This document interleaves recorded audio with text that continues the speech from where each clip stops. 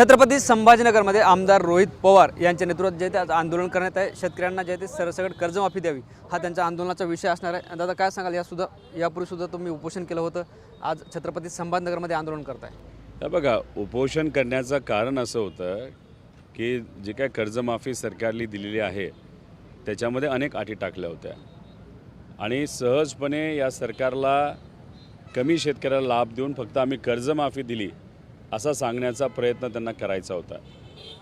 उपोषण केल्यामुळे आता लोकांना तो विषय कळालेला आहे की हे सरकार आपल्याला फसवतं होतं आणि मग सरकारने आम्हाला शब्द दिला होता ते सुद्धा पंढरपूरच्या पवित्र भूमीमध्ये की आपण चर्चा करू.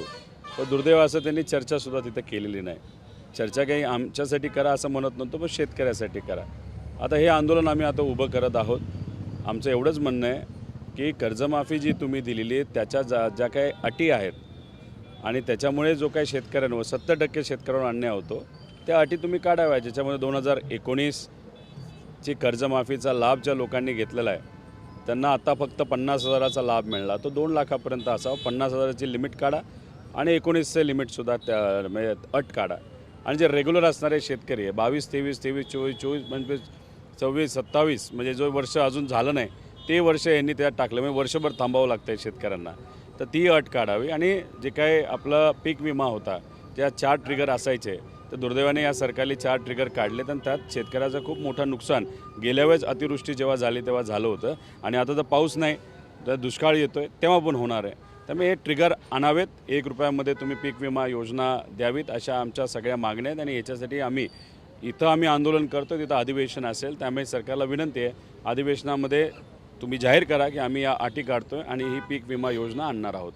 बरं, काल जे आहे ते आपण सोशल मीडियाच्या माध्यमातून एक दादाला भावनिक पत्र लिहिलं आहे. दादा तुम्ही असते तर हे आंदोलन करण्याची गरज नसती पडली, तुम्ही ही कर्जमाफी मान्य नसती केली, नेमकं काय सांगायचं त्यात? नाही, लोकातला नेता कोण असतो? जो लोकात असतो, सातत्याने शेतकऱ्याला भेटतो, मजुराला भेटतो, सामान्य लोकांना भेटतो आणि मग त्यांच्या अडचणी समजून घेऊन तुम्ही जर सत्तेत असाल तर धोरणसुद्धा त्या पद्धतीने तो नेता बनवत असतो. दादा लोकनेते होते. शेतकऱ्यांना काय अडचणीत ह्या त्यांना समजल्या होत्या, समजत होत्या. त्यामुळे दादा आत्ता असते आणि हा GR आत्ता त्यांच्या उपस्थितीमध्ये काढला गेला असता तर त्यांनी या अटी टाकल्या नसत्या, कारण त्यांनाही कळलं असतं 70% शेतकऱ्यांवर अन्याय होतो आहे आणि अन्यायकारक कुठलीही भूमिका घ्यायची नाही जी लोकांना अन्यायकारक असेल. राजकीय दृष्टिकोनातून तो वेगळा विषय, पण सामान्य लोकांना अडचणीचा ठरणारा जो कुठला निर्णय तो अजितदादांनी घेतला नसता असा आम्हाला विश्वास आहे. आपण जे आहे ते महत्त्वाच्या चौकात आंदोलन करतो, या ठिकाणी जे आहे ते मोठी ट्रॅफिकसुद्धा जाम होऊ शकते, अशा परिस्थितीत हे आंदोलन होणार आहे आपलं. दिवसाला 8 शेतकरी आत्महत्या करतात.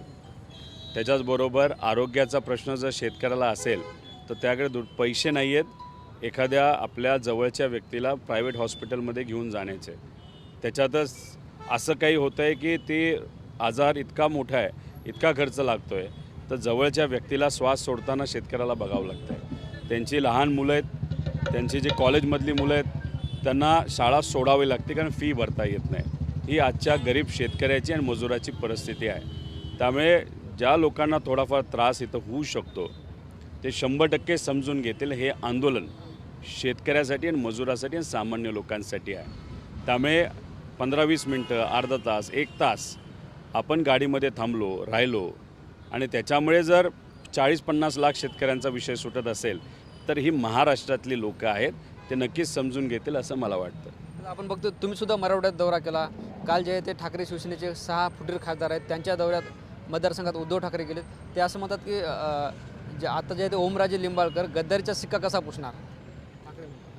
ती गद्दारीबद्दल मी नंतर बोलेल.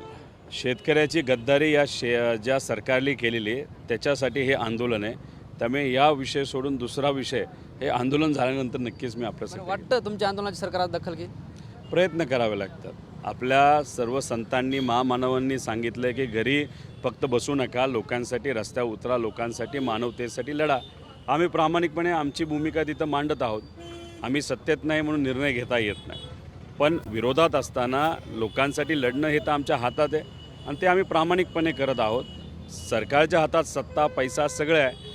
त्यांनी निर्णय घ्यायचा का नाही घ्यायचा तो त्यांचा विषय आहे. पण मला कुठंतरी वाटतं आहे की सरकार आज काही ना काहीतरी जाहीर करेल ज्याच्यामुळे 40 लाख शेतकऱ्यांना त्या गोष्टीचा फायदा होईल. शेवटचा प्रश्न, मराठवाड्याच्या राजधानीवर सरकारला काही इशारा असणार आहे का?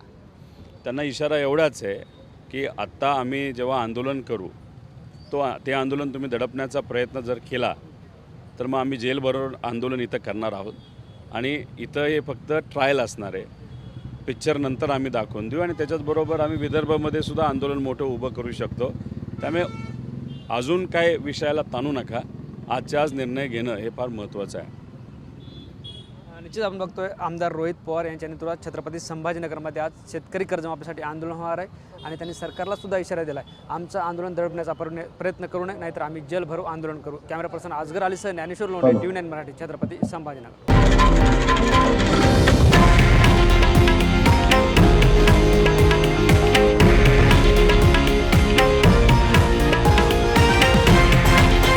हे आहे देशातील नंबर 1 न्यूज नेटवर्क आणि आपण पाहत आहात TV9 मराठी, एकमेव.